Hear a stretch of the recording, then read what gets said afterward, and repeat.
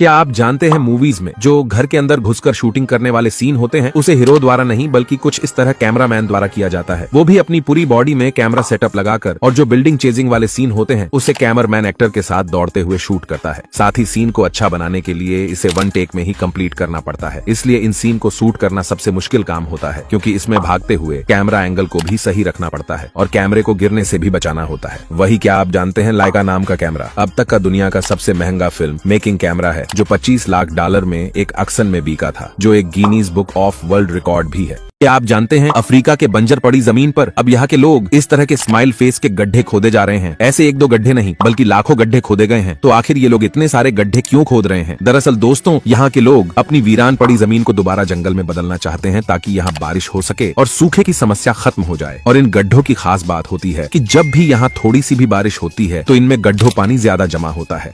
और इन गड्ढों में खास तरह के पेड़ों के बीज डाले जाते हैं, जो कि चारकों से लिपटे होते हैं। इन बीज की खासियत होती है कि ये बीज सिर्फ नमी के संपर्क में आने पर ही अंकुरित होते हैं, बाकी समय ये ऐसे ही पड़े रहते हैं। लेकिन अगर आपको लग रहा होगा कि इन गड्ढों से कुछ नहीं होगा, लेकिन पिछले 1 साल में यहाँ थोड़ी थोड़ी हरियाली दिखने लगी है। क्या आप जानते हैं सांप के जहर को घोड़े के शरीर में क्यों डाला जाता है? ऐसा सांप के जहर से लड़ने वाली दवाई बनाने के लिए किया जाता है। तो आखिर ये दवाई घोड़े से ही क्यों बनाई जाती है, हाथी से क्यों नहीं? जबकि हाथी जैसे जानवर तो घोड़े से भी शक्तिशाली होते हैं। तो चलिए जानते हैं दोस्तों। एंटी वेनम बनाने के लिए सबसे पहले सांप के जहर को घोड़े के खून में डाला जाता है, लेकिन घोड़े में उतना ही जहर को डाला जाता है जिससे कि उसका शरीर लड़ पाए। इसे घोड़े की रोग प्रतिरोध क्षमता एक अलग तरह की एंटीबॉडी बनाने लगती है, जिससे कि धीरे धीरे जहर का असर कम होने लगता है और घोड़ा ठीक हो जाता है। फिर इसी एंटीबॉडी को निकालने के लिए घोड़े के शरीर से 5 से 10 लीटर तक खून निकाला जाता है। फिर इस प्लाज्मा से एंटीबॉडी को अलग करके दवाई के रूप में पैक कर देते हैं। ये दवाई घोड़े के शरीर से इसलिए बनाते हैं क्योंकि घोड़े की रोग प्रतिरोध क्षमता सबसे ज्यादा होती है। वही कभी कभी सांप के काटने पर हाथी जैसे जानवर भी नहीं बच पाते हैं। क्या आप जानते हैं कि स्विट्जरलैंड की सड़कों पर आपको ऐसे भी ब्रिज देखने को मिल जाएंगे जिसमें ट्रक की तरह बहुत सारे पहिए लगे होते हैं, जिसकी मदद से पूरे के पूरे ओवर ब्रिज को एक जगह से दूसरी जगह आसानी से ले जाया जा सकता है। आखिर यहाँ पर परमानेंट ब्रिज बनाने की बजाय इस तरह के ब्रिज का इस्तेमाल क्यों किया जाता है? चलिए जानते हैं। दरअसल दोस्तों, स्विट्जरलैंड में जहाँ सड़कें खराब हो जाती है, तब इन सड़कों की रिपेयरिंग के दौरान आने जाने वाले लोगों को कोई दिक्कत ना हो, इसलिए इस तरह के ब्रिज को लगा दिया जाता है। इसे लगा देने से ट्रैफिक इसके ऊपर से निकलता है और रोड को रिपेयर करने का काम भी चलता रहता है, और काम खत्म होने के बाद इस ब्रिज को खींचकर दूसरी जगह ले जाया जाता है।